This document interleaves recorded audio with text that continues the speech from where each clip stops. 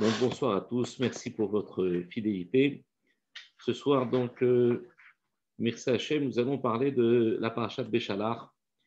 Dans la parashat Béchalach, il y a un pasouk, notamment juste après que les Bnei Israël aient traversé le Yam Souf, la mer de Jon, eh bien, les Égyptiens vont être attirés, ils vont traverser, vous imaginez les Égyptiens qui voient de l'eau verticale et qui pourtant vont s'engager en sachant pertinemment que cette eau elle va finir par retomber sur eux. Mais les Midrashim sont nombreux, notamment on dit que c'est en fait Akadosh Baruch Hu a fait apparaître une jument qui a en fait amené les chevaux des cavaliers et de Paro, c'est surtout le cheval et le char de Paro qui a été attiré par cette jument. Et du coup, quand le char a avancé, celui de Paro a avancé, les Égyptiens ont compris qu'il fallait aussi avancer. Et donc, ils se sont engouffrés dans un piège où ils ont péri à l'intérieur de ce piège. Et voilà qu'à la fin du renversement des eaux sur les Égyptiens, il va y avoir cette fameuse shira, ce fameux chant cantique que les Béné Israël vont entonner à la gloire de Dieu. Vayar est juste au début du cantique, de ce qu'on appelle de Shiratayam. Il est dit Vayar Israël et Hayag Agedola, et Israël a vu la grande main, Asher Asa Hashem Bemitzraïm, que Dieu a accompli en Égypte.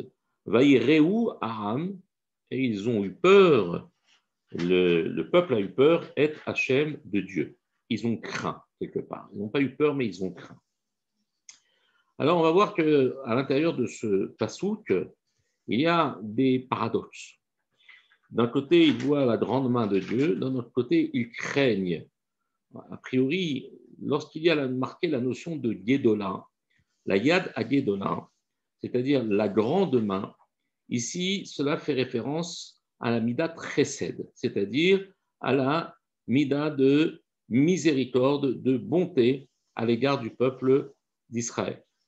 Donc, lorsqu'Akadosh Baruch Hu va dire qu'il a sauvé le Ham Israël Beyad Agedola, avec une grande main, ici, ça fait justement référence au Chesed. Et d'ailleurs, le nom de Dieu qui est utilisé dans ce pasouk, qui est accolé à cette main, cette grande main, c'est le nom Yud Kevavke, c'est le nom divin qui évoque ici le Chesed, la bonté.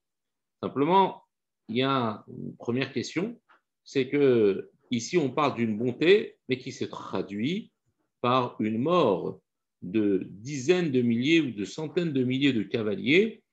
On voit des cadavres qui sont rejetés sur le rivage et que les Béné Israël assistent donc devant leurs yeux au massacre en masse de leurs contremaîtres et de tous les Égyptiens qui les ont asservis pendant des années pour les libérer psychologiquement, parce que vous savez que lorsque un esclave, un homme qui a été opprimé, eh bien, fuit son maître, il est peut-être libre parce qu'il ne le suit plus, il n'est plus asservi par lui, mais d'un autre côté, psychologiquement, il a encore la peur, la crainte d'avoir à être rattrapé par lui. Or là, Akadosh Baruch Hu, il a fait en sorte que chaque contremaître, chaque maître apparaissait mort devant le juif en question, de telle manière qu'il voit définitivement la fin de son esclavage et que la personne qui l'avait opprimé pendant toutes ces années n'était plus en mesure de le faire. Donc ici, il y a d'un côté un chesed, mais on ne comprend pas bien ici. Le chesed se fait d'une manière un petit peu comme ça, sanglante. On voit des centaines de morts. Est-ce on peut se réjouir comme ça de la mort de son ennemi, d'autant plus que dans Mishlei Shlomo Melech, on dit que bin pol oive chal tismach, de la chute de ton ennemi, tu ne devras pas te réjouir. Alors qu'on voit dans d'autres sources que c'est le contraire, qu'on peut se réjouir de la chute de son ennemi, et on doit même se réjouir de la chute de son ennemi. Alors, il y a énormément de tiroutsim, de réponses qui cherchent en fait à solutionner cette contradiction. D'un côté, je ne dois pas me réjouir de la chute de mon ennemi, de l'autre côté, je dois me réjouir, c'est même une mitzvah de le faire. Ce n'est pas le sujet de ce soir, mais on voit qu'il y a beaucoup de textes qui s'opposent Alors, il y a, on va dire, une réponse, c'est quoi? C'est de dire qu'il faut ne pas confondre ce qu'on appelle l'ennemi en soi et le rachat, c'est-à-dire le mécréant. Lorsqu'il s'agit ici de quelqu'un qui profane le nom d'Akadosh Baruch Hu, qui provoque et qui diminue la grandeur du nom d'Akadosh Baruch Hu dans le monde, ce n'est pas la même chose que quand un homme t'en veut à toi, mais que profondément il n'est pas rachat. Ce n'est pas un homme qui cherche à faire le contraire de ce qu'Akadosh Baruch Hu attend de lui, mais il ne t'aime pas. Et il faut savoir pourquoi il ne t'aime pas. Pourquoi tu as affaire à quelqu'un qui va à l'encontre de ce que tu fais dans ta vie.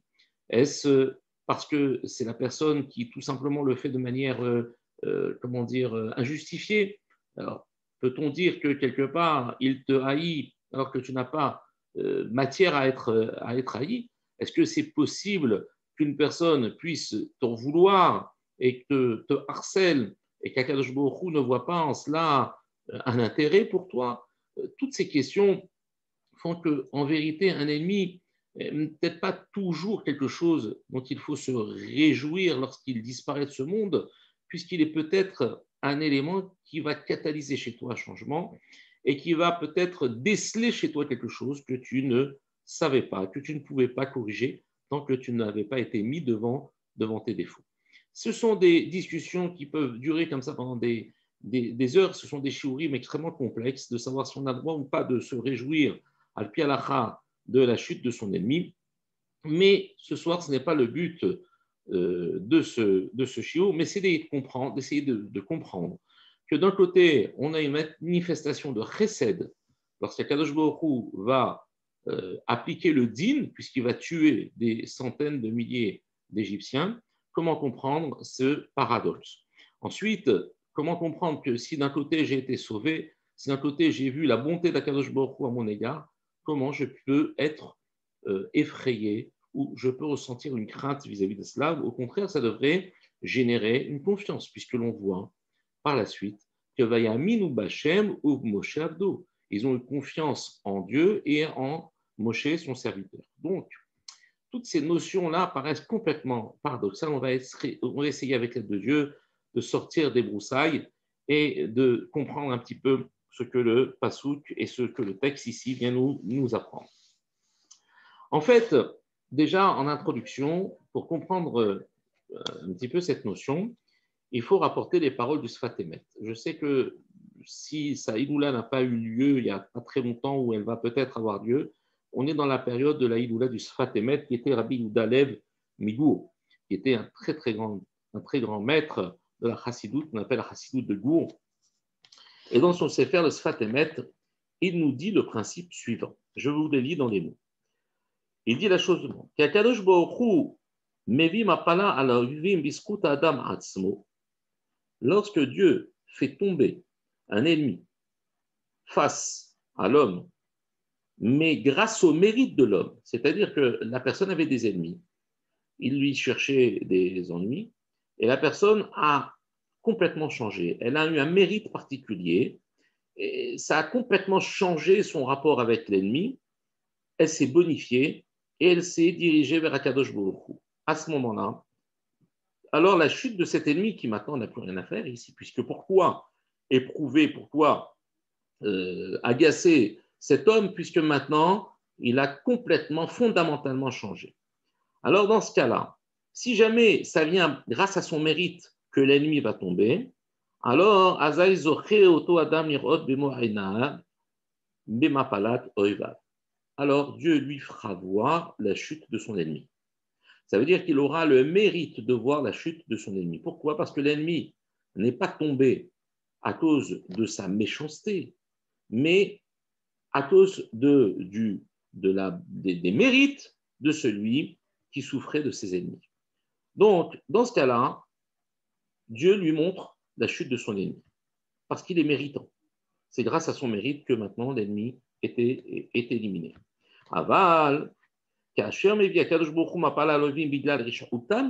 si Dieu fait tomber l'ennemi parce que l'ennemi lui-même est un mauvais, parce que l'ennemi lui-même représente et l'incarnation même de la méchanceté, qu'Akadosh Baruch Hu était éliminé, Et ce n'est pas par le mérite de l'homme que Dieu va éliminer ses ennemis à lui. Non, ce n'est pas par son mérite. Lui, il est resté aussi méchant qu'avant. Lui aussi, celui qui subit ses ennemis, il n'a pas changé. Alors, alors Dieu ne lui fait pas voir la chute de son ennemi. Il va enlever cet ennemi pour une raison X ou Y que seul Akadosh Baruch Hu est en mesure de savoir, mais si jamais il le débarrasse de cet ennemi, il ne verra pas son ennemi tomber devant lui. Il ne mérite pas de voir ça. Il n'a pas de mérite personnel. Voilà ce que nous dit le Sfat Emet. On va voir avec l'aide de Dieu que ce principe, cette théorie, connaît quelques exceptions et c'est avec ça, Be'ezrat Hashem, qu'on aura la possibilité de solutionner toutes ces questions du début. Et donc, ça vient nous expliquer, par exemple, le renversement de Sodome Gomorrha. Vous savez qu'à l'époque d'Abraham, il avait un neveu qui s'appelait Lot, qu'il avait pris sous sa responsabilité, qu'il avait élevé comme son propre fils. À la mort du frère d'Abraham, il a adopté son fils et il lui a donné aussi bien l'enseignement spirituel qu'il lui a permis de gagner, d'accumuler une richesse considérable. Lot était aussi riche, très riche comme Abraham Avinu lui-même. Il y a eu une divergence entre les bergers de Lot et les bergers d'Abraham. Les bergers de Lot, eux, allaient paître sur les terrains qui appartenaient à Abraham. Abraham n'avait pas encore d'enfants à l'époque et seul Lot était potentiellement l'héritier. Et lorsque les bergers d'Abraham allaient voir les bergers de Lot en leur disant « Attendez, vous avez des pâturages vous aussi, vous avez des terrains, vous avez de quoi nourrir votre bétail sans aucun problème. Pourquoi vous venez sur notre terrain ? Qu'est-ce que vous faites là ? C'est du vol, c'est du gazelle.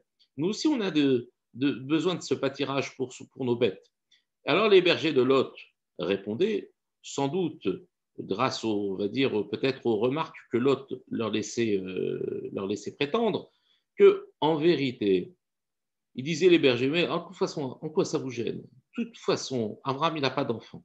Lot, il va bientôt mourir. Abraham, Lot va devenir le fils, il va hériter de ses biens. Alors qu'on mange maintenant, vous savez, moi je vais payer, je vais passer à la caisse. Alors, je peux manger mes bonbons maintenant dans le magasin puisque je vais passer à la caisse.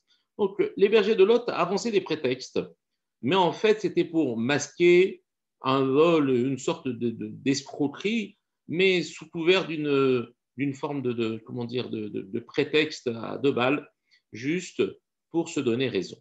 Lorsqu'Abraham il a entendu que malheureusement c'était des personnes qui étaient vouées à faire des histoires et qui n'étaient pas très honnêtes, et que Lot avait l'air de quelque part de les parrainer, alors il a dit à Lot, écoute mon fils, c'est clair qu'aujourd'hui c'est le moment de se séparer. Et si tu veux aller à droite, moi j'irai à gauche, tu veux à gauche, moi j'irai à droite. Séparons-nous plutôt que de nous disputer. Nous sommes frères, nous sommes de la même famille. Il vaut mieux que nous vivions chacun de notre côté plutôt qu'ensemble et de manière conflictuelle. Donc, qu'est-ce que va faire Lot? Il va choisir les plaines de Sodome et Gomorrha. Ces plaines qui sont verdoyantes et qui, bien évidemment, l'attirent pour leur côté plaisant, beau et riche. Cependant, ces plaines sont habitées par des gens qui sont des mauvais, mais des mauvais intrinsèquement mauvais. Il n'y a pas plus mauvais que ces gens-là. C'est des gens qui répandent l'injustice, qui tuent à tort et à travers, qui font des tribunaux qui sont des tribunaux mensongers. Et voilà que Lot a l'air de quelque part de s'y plaire. Et donc il est là, il copine un petit peu avec ces gens-là, mais il est partagé entre l'éducation qu'il a reçue, celle que Abraham lui a transmise, cette notion de chesed, cette notion de bonté, d'hospitalité, mais seulement il ne peut pas pratiquer l'hospitalité dans une terre qui, par définition, est anti-hospitalité. Sodome et Gomorrha, c'est anti-hospitalité. Le soir, il va recevoir des malachim, des anges, qui vont venir lui annoncer qu'ils vont détruire Sodome et Gomorrha parce qu'ils ça ne plaît pas à Dieu, une telle communauté, des gens aussi aussi comment dire, méchant, ça ne plaît pas à Kadosh Baruch Hu, il va détruire, qu'il faut qu'il s'en aille et qu'il fuit la zone. Pourquoi? Parce que par le mérite d'Abraham, il sera sauvé, pas par son propre mérite. Les anges, en fait, lui font comprendre que c'est Abraham, par son mérite, qui lui aurait peine à voir son neveu partir, que Akadosh Baruch Hu a décidé de le sauver. Mais c'est pas l'autre. L'autre, il est, pour ainsi dire, complice un petit peu de ce. Ça l'arrange bien d'être le borgne au niveau des aveugles. Donc, ça l'arrange bien de se sentir quelque part rehaussé par la médiocrité des autres. Et donc, c'est pas lui qui va être sauvé pour son mérite. Et si les villes de Sodome et Gomorrhe vont être détruites, c'est parce qu'ils sont eux mauvais. C'est pas parce que ce sont des ennemis et c'est pas par ton mérite qu'ils vont partir. Non, c'est parce qu'ils sont eux-mêmes des mauvais. Et donc, c'est pour ça que Kadosh Baruch Hu va lui dire, par l'intermédiaire du malach, de l'ange, Himalet al nafshecha, fuis, sauve ta personne, al tabit acharecha, ne regarde pas derrière toi. Vous connaissez cette fameuse histoire de la femme de Lot qui a regardé derrière elle et qui s'est transformée en statue de sel. Pourquoi? Parce qu'elle n'avait pas à regarder la chute de ses ennemis, de ces gens qui étaient en fait par définition des ennemis de Dieu, des ennemis de Lot et de sa femme, même s'ils y trouvaient un intérêt en étant là-bas, mais ils étaient les ennemis fondamentaux de ces vertus qu'ils défendaient, mais avec très peu de véhémence. Ils étaient en fait en train de ménager la chèvre le chou. Ceci étant, ils n'étaient pas méritants, ils n'avaient pas de mérite pour que cette ville soit détruite ou que ses ennemis disparaissent. C'est parce qu'eux étaient des méchants qu'ils sont partis. Alors, comme tu n'as pas le mérite, alors ne les regarde pas. Tu n'auras pas le mérite de voir leur chute. Ça vient confirmer ce que nous dit le Sfat Emet. Je n'ai pas le droit, Dieu me cache la vue de la chute de mes ennemis si moi je n'ai pas le mérite, par mérite propre, d'avoir entraîné la chute de mon ennemi, l'avoir fait disparaître de ma vie. Il y a aussi le même Inyan dans la plaie des premiers-nés. Souvenez-vous, la semaine dernière, dans la parashat de Bo, lorsque la plaie des premiers-nés va arriver sur l'Égypte, qu'est-ce que dit Moshe Rabbeinu? Ve'atem lo tetz'u ish mipetach beto. Aucun homme ne sortira de la porte de sa maison ad boker. Moshe leur dit, voilà, Dieu va passer maintenant, il va passer au-dessus de vos maisons et il va exterminer les enfants des premiers-nés, des Égyptiens. Vous devrez mettre des signes sur les linteaux de vos portes, etc. Et vous ne devrez pas sortir de la maison. Et pourquoi? Parce qu'il ne faudra pas que vous voyiez les autres mourir. Pourquoi? Parce que vous ne méritez pas. Vous ne méritez pas de voir la chute de vos ennemis. Parce que n'oubliez pas que si Dieu, Kaviachol, se déplace, qui est Ani Vélo Malar, c'est moi et pas un ange. Ani Vélo Chalir, c'est moi et pas un envoyé qui veut venir faire la Makat Bechorot, la plaie des premiers-nés. Parce que les Malachim, le Malach Hamabet, l'ange de la mort, il a dit à Kadosh Baruch Hu, Ribono Shel Olam, pourquoi punir celui-là plus que celui-là? Ça veut dire, pourquoi punir l'Égyptien? C'est un Oved Avodazara, c'est un idolâtre.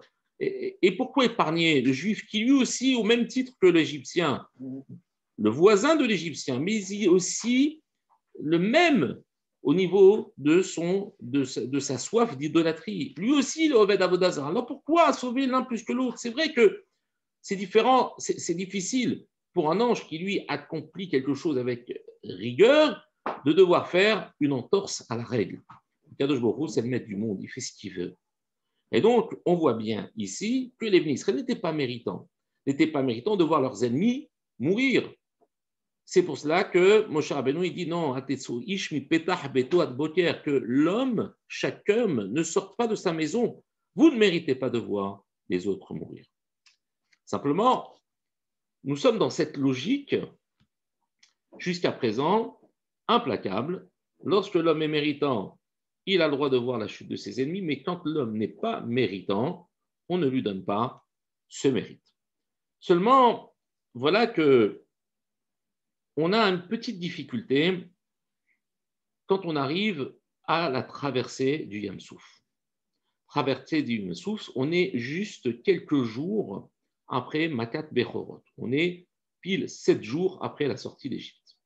Et voilà que en 7 jours, il est marqué au niveau de ce passage-là, dans la Parashat Béchalach, il y a marqué que Makshim Aparshim, et ils disent la chose suivante, voilà que Vaya Israël et Mitzraïm met al Sefatayam. Ils ont vu les Mitzraïm, les Égyptiens, qui étaient morts sur la berge, sur la rive de la mer. Et donc on a vu que quoi? S'ils ont vu les Égyptiens mourir, c'est donc qu'ils étaient méritants. Vous avez compris ici la question?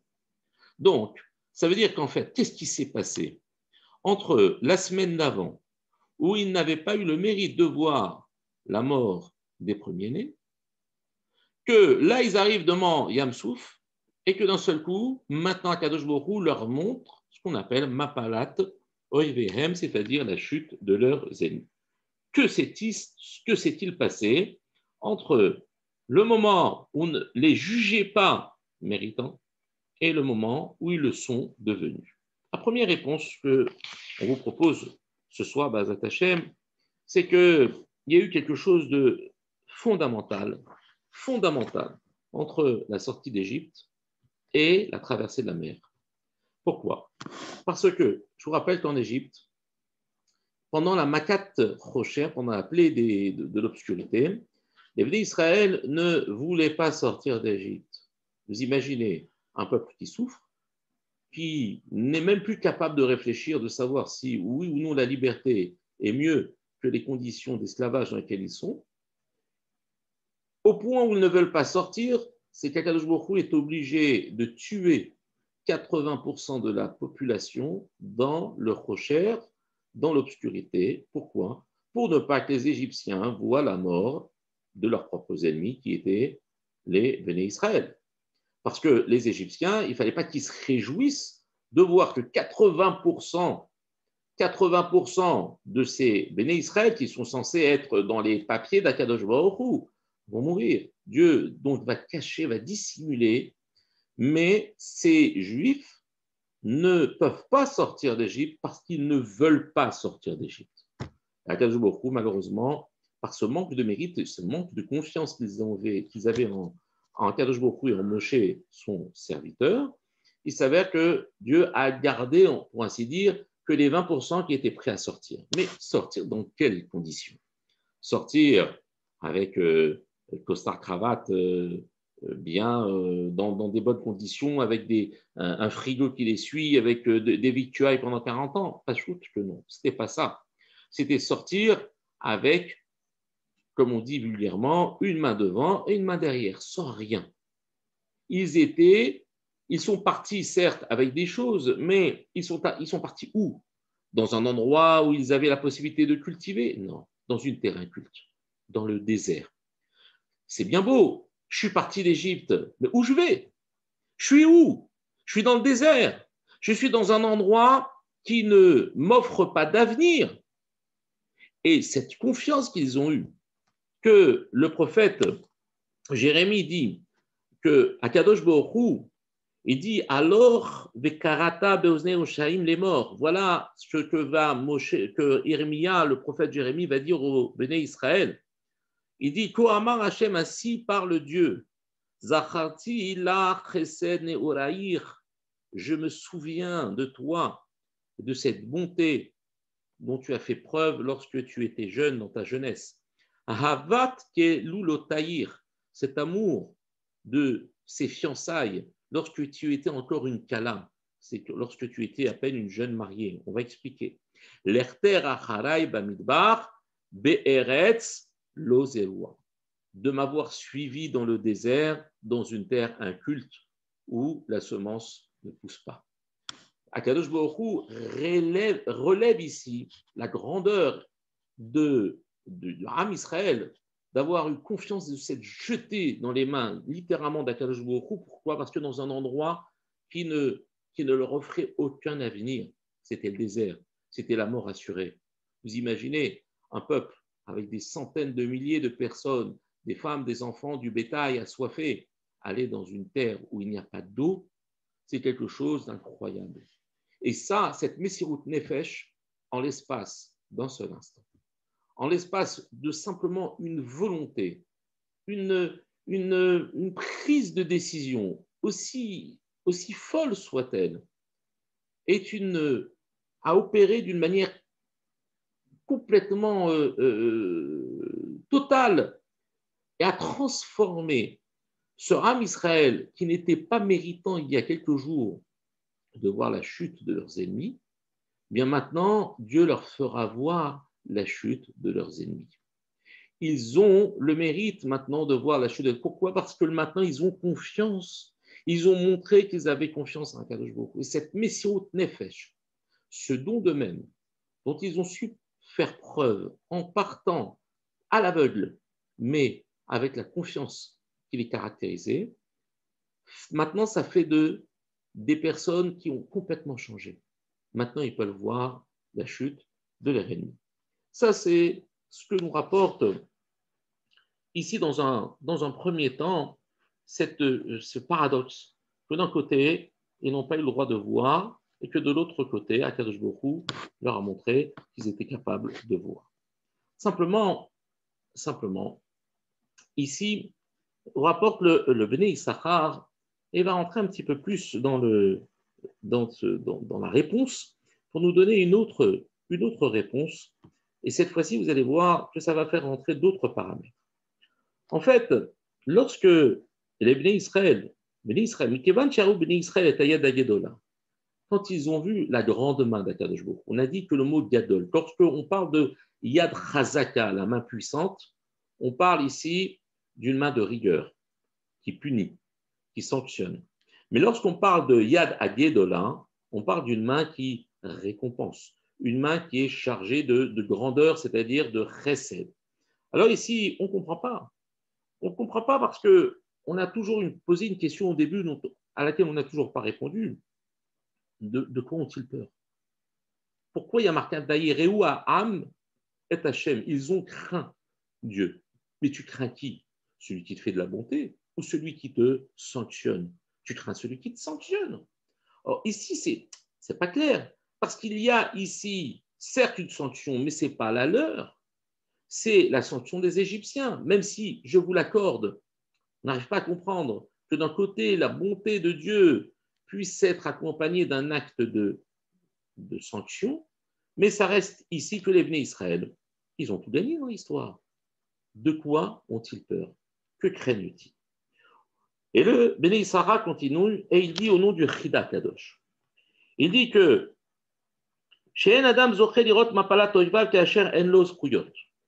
oui, un homme qui n'a pas de mérite ne peut pas voir la chute de ses ennemis. C'est ce qu'on a dit tout à l'heure au nom du Sfat Emet, au nom de nombreux Chachamim qui, eux, vont dans le même sens. C'est un axiome sur lequel on ne revient pas. Oulam, kolzot nachon, ceci n'est vrai et ne se vérifie, rakacher sur les têtes barolam midat adin, que simplement, lorsqu'il y a dans le monde, étant au moment où les choses se passent, une ambiance de rigueur et de sanction, de sévérité divine. Ça veut dire lorsqu'il y a une rigueur, quand Akadosh Baruch Hu exprime une rigueur dans le monde, au moment où il va sanctionner les ennemis, eh bien cette rigueur ne pourrait pas accepter que la personne qui est sauvée de ses ennemis, mais qui n'a pas le mérite d'avoir été sauvée, il est juste sauvé parce que les autres sont mauvais. Alors la rigueur ne tolère pas que cet homme puisse voir les ennemis disparaître devant ses yeux. Pourquoi? Parce qu'il ne mérite même pas de penser que c'est peut-être grâce à lui. Il ne mérite pas de se réjouir. Il ne mérite même pas de penser peut-être que c'est grâce à ses mérites. Non, il ne verra pas la chute de ses ennemis. C'est la Midat Adin qui le décide. C'est pour ça que ça, ce n'est valable que quand Akadosh Baruch Hu exerce la Midat Adin. Cependant, dit le Bnei Issachar, il dit que lorsqu'Akadosh Baruch Hu fait un nes incroyable comme celui de la Kriyat Yamsouf, de la séparation des eaux, lorsque la bonté d'Akadosh Baruch Hu se fait voir à travers le passou qui dit que c'est le Shem Yud-Kevavke, le nom qui lui se réfère à la bonté divine qui a opéré, c'est avec Yad Gedola, avec une grande main, donc avec le Chesed, Et donc, dans ce cas-là, eh bien, nous dit ici le Bnei Issachar, il y a une exception à la règle. Pourquoi? Parce que quand le chesed réside dans le monde et que la chute des ennemis se fait avec le chesed divin, alors même si je ne suis pas méritant de voir mes ennemis tomber, je les verrai quand même tomber. C'est-à-dire que c'est une sorte, on va dire, de gratuité. De gratuité, il y a une ambiance qui fait que, eh bien, je peux voir la chute de mon ennemi même si je ne suis pas méritant. Alors, ça vient rajouter maintenant on va dire une autre question. C'est qu'en vérité, maintenant que j'ai les données du Bnei Issachar, en fait, lorsque les Bnei Israël sont sortis d'Égypte, ils ne pouvaient pas savoir s'ils étaient, oui, méritants ou pas méritants. Lorsqu'ils ont vu leurs ennemis tomber devant eux au moment de Yam Souf, si on en croit la première réponse, on a dit c'est parce qu'ils ont fait le don d'eux-mêmes, ils sont sacrifiés, ils sont sortis dans le désert alors qu'ils n'avaient aucun avenir qui leur souriait. Ils étaient prêts à mourir pour Akadosh Baruch Hu en quittant l'Égypte, en suivant Dieu, pas en quittant les ennemis, en suivant Dieu. Eh bien, voilà que ce qui va se passer, c'est qu'ils vont voir leurs ennemis tomber devant l'Yam Souf. Mais maintenant, une question se pose. Est-ce que c'est parce que c'est eux qui sont mauvais et ils sont tombés? Et donc, normalement, je n'aurais pas dû les voir. Mais comme Dieu agit avec bonté, alors du coup, ben, j'ai la possibilité de les voir, même si moi, je ne suis pas méritant. Ou alors, est-ce parce que moi, je suis méritant, parce que je suis sorti avec comment dire, une confiance aveugle envers Akadosh Baruch Hu, que maintenant j'ai changé radicalement et de celui qui n'était pas méritant au moment de la mort des premiers-nés, je suis venu maintenant celui qui mérite de voir la chute de mes ennemis. J'ai changé radicalement parce que maintenant j'ai fait confiance à Dieu. On est dans l'inconnu. Pourquoi? Parce qu'ici s'exprime une bonté divine. Et donc peut-être que c'est par notre propre mérite, ou peut-être parce que ce n'est pas par notre propre mérite. Et c'est là que viennent ici rapporter la deuxième réponse au nom du Bnei Issachar, qui dit qu'en vérité, la crainte du Ham Israël était là. C'est que voyant le chesed divin, et ceci on dit alors, du coup, on n'a aucun mérite. Peut-être que Dieu nous sauve, mais ce n'est pas grâce à nous, c'est peut-être tout simplement à cause d'eux. Parce que ce sont des méchants, parce que ce sont des gens qui ont voulu détruire la gloire divine dans ce monde en s'en prenant à son peuple. Et donc, du coup, les Israël ont eu peur. Pourquoi? Parce que voyant ce chesed, ils ne pouvaient plus s'évaluer comme étant, oui ou non, méritant de voir la chute de leurs ennemis. Et c'est là, ici, la petite nuance que nous apportons ici dans cette réponse. C'est que le Ham Israël est soucieux de savoir, et ça doit être le souci de chacun d'entre nous, de savoir, mais comment sommes-nous jugés? Comment sommes-nous évalués par rapport à Kadosh Baruch Hu? Est-ce que tout le chesed que Dieu nous fait au quotidien, est-ce tout simplement parce que c'est du chesed chinam, c'est du chesed gratuit que Dieu nous donne, mais qu'on ne mérite pas? Est-ce que lorsqu'on voit que nos problèmes sont résolus, que nos ennemis sont écartés, est-ce par notre mérite ou est-ce par le chesed divin? Et c'est le souci. Un homme doit être dans cette interrogation permanente. Il ne doit pas s'endormir sur ses lauriers. Il ne doit pas se réjouir de la chute de ses ennemis. Pourquoi ne doit-il pas se réjouir? Bien que des fois, il a la mitzvah de le faire, mais on ne rentre pas dans cette discussion qui est trop complexe et qui demanderait au moins une série de cours à elle toute seule. Parce que si je me réjouis de la chute de mes ennemis, ça voudrait dire quoi? Je nie le chesed divin. Peut-être que je ne suis pas méritant. Peut-être que Dieu les écarte de mon chemin parce que eux ne sont pas bons. Mais est-ce que c'est moi qui suis le héros dans cette histoire? Suis-je méritant pour dire que Dieu m'a fait voir la chute de mes ennemis parce que tout simplement je le mérite? Je ne sais pas. La question qu'on doit se poser au quotidien, c'est est-ce qu'on mérite vraiment ce que nous avons? Est-ce que Dieu nous donne simplement nous injecte, comme on entend maintenant dans les médias, nous perfuse avec de l'argent gratuit qu'un jour je vais devoir rembourser.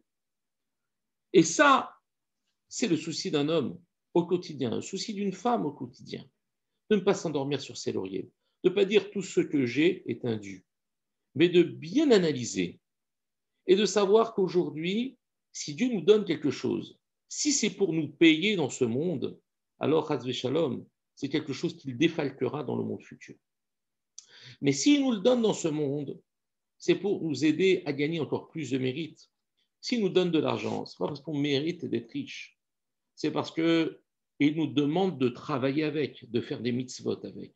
S'il nous donne la santé, ce n'est pas pour la gaspiller en allant faire je ne sais quoi, qui reste complètement inutile ou mettant sa vie en danger, comme j'entends des gens qui se disent tellement, on va dire, blasés par la vie qu'ils ont besoin de frôler la mort pour pouvoir kiffer la vie. Et ils vont prendre des risques, ils vont se jeter d'une falaise avec un élastique où ils arrivent comme ça à 4 cm du rocher en bas, ils vomissent tout ce qu'ils ont dans l'estomac, ils remontent, et ça, ils ont passé une bonne journée. Vous imaginez la folie de ces gens-là. Ou alors des gens qui vont prendre des risques, qui vont rouler à 300 km/h sur une piste de trucs, ils vont sortir des flammes et j'ai kiffé ma fille, voilà, je suis seul. Non, c'est pas ça la vie. C'est pas tout simplement, comment dire, Dieu ne nous donne pas de la vie pour la mettre en péril. Il ne nous donne pas de l'argent pour qu'on le dilapide. Il ne nous donne pas de la santé pour qu'on la gaspille. Il ne nous donne pas une femme ou il ne nous donne pas un mari pour qu'on se dispute. Il ne nous donne pas des enfants pour qu'on s'acharne sur eux ou tout simplement qu'on les abandonne sur le trottoir. Tout ce que Dieu nous donne, ce n'est pas pour nous payer, sinon ça serait dramatique. Il nous donnerait dans ce monde ce qui nous enlèverait dans le monde futur. Tout ce qu'il nous donne dans ce monde-là, c'est pour donner les outils de servir à Kadosh Baruch Hu. Et notre mérite n'est pas celui que nous avons eu, mais il reste encore le mérite que nous devons avoir, que nous devons gagner, que nous devons travailler avec ce que Dieu nous donne. Et ne pas s'endormir sur ses lauriers. C'est vraiment la dernière chose qu'il faudrait faire. En se disant, quand une personne vous lui posez la question, alors comment ça va? Ça va, rien de neuf, rien de neuf. Ça veut dire que tout va bien. Mais bon, ça pourrait aller mieux. C'est-à-dire qu'en fait, lui, il voudrait vivre tous les jours quelque chose de super extraordinaire pour pouvoir dire je suis heureux. C'est-à-dire que la vie est monotone parce qu'elle est simplement vécue. Absurdité. C'est un outrage à ce que Dieu et ce cadeau précieux qu'Akadosh Baruch Hu donne à l'homme. C'est de l'absurdité totale de penser que parce que nous vivons sans que rien ne se passe, eh ben c'est bidon. Ça ne vaut pas plus que de répondre à la personne qui te demande comment ça va. Ouais, ça va, rien de spécial. Mais rien de spécial. Tu es capable de parler, tu es capable de voir, tu es capable d'entendre, tu es capable de vivre. Ça veut dire quoi? Rien de spécial parce que tu n'as rien fait de spécial de tes jours. C'est pour ça que tu n'as rien de spécial. Mais ce que tu as gagné, c'était des milliards et tu les as jetés dans un puits. C'est pour ça qu'il n'y a rien de spécial dans ta vie. Mais si tu prends chaque instant, chaque seconde, si tu prends chaque force que Akadosh Baruch Hu te donne, chaque potentialité, chaque acuité que Dieu te donne, de pouvoir entendre, de pouvoir parler, de pouvoir voir, et que tu le mets au service de Dieu, tu vas voir s'il n'y a rien de spécial dans ta vie. Tu vas être le plus heureux du monde. Tu ne vas rien comprendre. Tu vas faire jaillir la joie autour de toi, parce que les gens vont comprendre que tu as pris conscience de ta vie. Ça, c'est, on va dire, la chose la plus importante à laquelle il faut faire attention. Déjà, prendre conscience que ce que Dieu nous donne, ce n'est pas pour le gâcher. Il ne nous paye pas avec. Il ne nous donne pas durable. Non, il faut l'utiliser. Et c'est ça, c'est de cela que les bénis Israël ont eu peur. Parce que Dieu leur a donné la possibilité de voir la chute de leurs ennemis. Ils ont dit, mais peut-être qu'on n'est pas méritant. Peut-être que c'est un cadeau qu'on va devoir rembourser. Peut-être tout simplement que c'est quelque chose c'est une joie qu'on n'a pas le droit de vivre. Eh bien, sachez une chose, voilà la question qu'on doit poser. Et c'est ça qui a fait la grandeur du Ram Israël. Et c'est ça qui leur a donné le mérite, justement, d'être sauvés d'Égypte. Alors, Be'ezrat Hashem, que ce mérite-là nous donne la possibilité d'être sauvés de ces épreuves uniquement, pas parce qu'on se plaint et parce qu'on grogne de matin jusqu'au soir, on en a marre, mais déjà, contente-toi de profiter de ton présent. Je terminerai juste par une petite histoire, une vraie histoire, d'un Avrer, d'un homme qui étudiait la Torah et qui, malheureusement, en Israël, commençait à être malade des yeux et il commençait à perdre progressivement la vue. Il était atteint d'une pathologie dont j'ignore totalement le type, mais il est allé voir, il avait perdu un des yeux, un des deux yeux, il avait perdu totalement la vue à droite ou à gauche, je ne sais pas. Il est parti voir l'ophtalmo et l'ophtalmo lui a dit, on est désolé, mais vous avez une maladie dégénérescente et on ne peut rien faire et sachez que l'autre va progressivement perdre, vous allez devenir aveugle, on ne peut rien faire pour vous. Alors cet homme-là, il a explosé en larmes. Mais c'est pas possible. Mais c'est pas possible. Comment? Ma vie a basculé. Alors, quelle a été la réaction de cet homme? La réaction de cet homme aurait été de tout jeter en disant, ben, puisque c'est comme ça, j'ai servi à Kadosh Baruch Hu du matin jusqu'au soir, que les yeux qui ont étudié la Torah, Kadosh Baruch Hu a enlevé la vue, alors ça veut dire qu'il ne veut pas de ma Torah. C'est ça le message. Ben, qu'est-ce qu'il a fait cet homme? Il est rentré dans son bête à Knesset, il s'est mis à pleurer. Il a dit, Ribono Shel Olam, je te demande pardon. Je te demande pardon. Je ne veux pas. Je ne cherche pas à savoir si tu vas me guérir ou pas. Je sais qu'il n'y a pas d'espoir. Mais je viens te demander pardon pour tous les jours où j'ai vu et je ne t'ai pas remercié. Pour chaque instant où je voyais et que je n'ai pas pris conscience de l'importance de ce moment. Je viens te demander pardon. Peu importe le verdict, peu importe ce qui se passera, pardon pour ne pas t'avoir remercié. Et je te remercie pour tout ce que tu m'as donné. Je te remercie pour... Et il se met à pleurer, il pleure pendant des heures, il se met à prier.